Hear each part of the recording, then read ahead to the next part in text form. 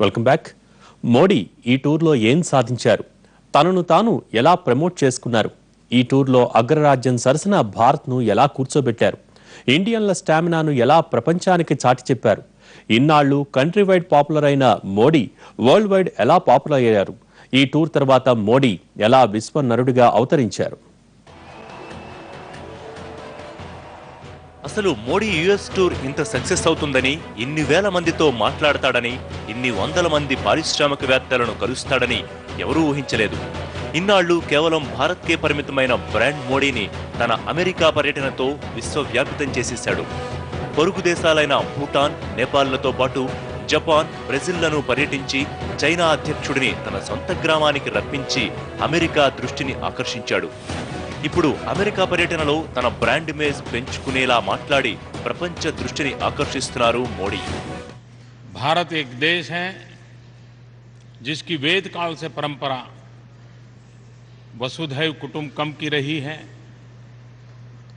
भारत एक देश है जहां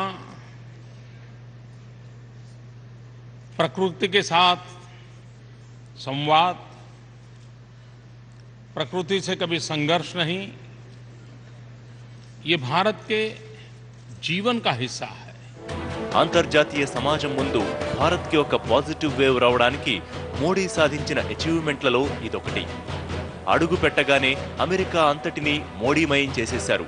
తన మాటల్లో కూడా అమెరికా, భారత్ల మధ్య మైత్రిని మరింత దృఢపరిచేలా ప్రసంగించారు. ఆకాశంలో, గాలిలో, భూమి మీదే కాదు అంతరిక్షంలో కూడా భారత్, అమెరికాలు ప్రేమించుకుంటున్నాయని ఇస్రో ప్రయోగించిన మామ్, నాసా ప్రయోగించిన మావెన్ల గురించి ప్రస్తావించారు. అంగారక యాత్రకు కిలోమీటర్కు 7 రూపాయలే ఖర్చయిందంటూ మన శాస్త్రవేత్తల సత్తాను అమెరికా గడ్డ మీద చాటి చెప్పారు.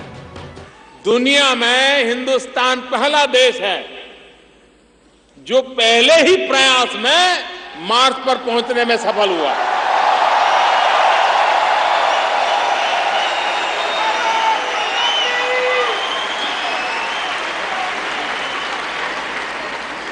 और अमेरिका और भारत नीचे ही बात कर रहे हैं, ऐसा नहीं है, मार्स में भी बात कर रहे हैं।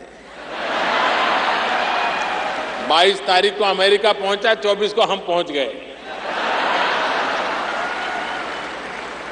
और इतना ही नहीं, हॉलीवुड की फिल्म बनाने का जितना बजट होता है उससे कम बजट में मार्स पहुंच गया। కేవలం తన ప్రసంగాలతోనే కాదు, హావభావాల విషయంలో కూడా మోడీ చాలా శ్రద్ధ వహించారు. తను ఎక్కడా భావోద్వేగాలకు లోను కాకుండా ఆద్యంతం అంతే బిగువుగా ప్రసంగించి అందరినీ ఆకట్టుకున్నారు. ఓ బహిరంగ సభలో మాట్లాడుతూ పక్కన ఒబామా ఉన్నారన్న విషయాన్ని కూడా పక్కన పెట్టి హిందీలో గంగా ప్రవాహంలా మాట్లాడుతూ సాగిపోయారు. ఇండియా, అమెరికా అనే ఇద్దరు లీడర్స్కి నిజమైన సామర్థ్యాలున్నాయంటూ అగ్రరాజ్యం సరసన భారత్ను కూర్చోబెట్టారు. అమెరికా శక్తి సామర్థ్యాలను ఆకాశానికి ఎత్తేస్తూనే భారత్ను కూడా పొగుడుతూ వచ్చారు. प्रेसिडेंट ओबामा से हुई बातचीत से मेरा विश्वास और दृढ़ हो गया है कि भारत और अमेरिका के बीच वैश्विक पार्टनरशिप होना स्वाभाविक है, जो हमारे जुड़े हुए मूल्यों, हितों और डिजिटल एज में हमारी क्षमताओं पर आधारित है। ఐక్యరాజ్య సమితిలో ప్రసంగం నుంచి మొదలు పెడితే అడుగడుగునా భారతీయత ఉట్టిపడే వస్త్రధారణతో ముందుకెళ్లారు. మోడీ తన అమెరికా పర్యటనలో డ్రెస్ కోడ్ విషయంలో చాలా జాగ్రత్తలు పాటించారు. సాధారణంగా జెడ్ బ్లూ డ్రెస్సులు వాడే మోడీ ఈసారి వాటిని ప్రత్యేకంగా డిజైన్ చేయించుకున్నారు. ప్రతి ఫంక్షన్ కి ఒక్కో డ్రెస్ తో ఆకట్టుకున్నారు.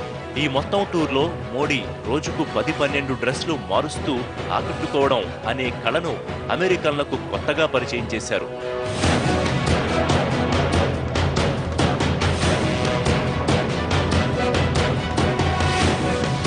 మొత్తంగా మోడీ ఈ టూర్తో ప్రపంచానికి ఏం చెప్పాలనుకున్నారో అది చెప్పేశారు. ఇంతలా పాపులర్ అయిన ప్రధాని కానీ, ఇంతలా భారత్ బ్రాండ్ను ప్రమోట్ చేసిన ప్రధాని కానీ మరొకరు లేరు. ఇన్నాళ్లు గుజరాత్ విజయాన్ని చూపించి భారత్లో తనను తాను ప్రమోట్ చేసుకున్న మోడీ ఇప్పుడు అమెరికాలో తనని తాను ప్రమోట్ చేసుకున్నారు. తనతో పాటు దేశాన్ని కూడా ప్రమోట్ చేశారు. మొత్తంగా మోడీ అంతర్జాతీయ సమాజాన్ని ఆకట్టుకున్నారు. తన మాటల మంత్రంతో తానే భారత్ అనిపించుకున్నారు. తనను తాను విశ్వ నరుడిగా ప్రొజెక్ట్ చేసుకున్నారు.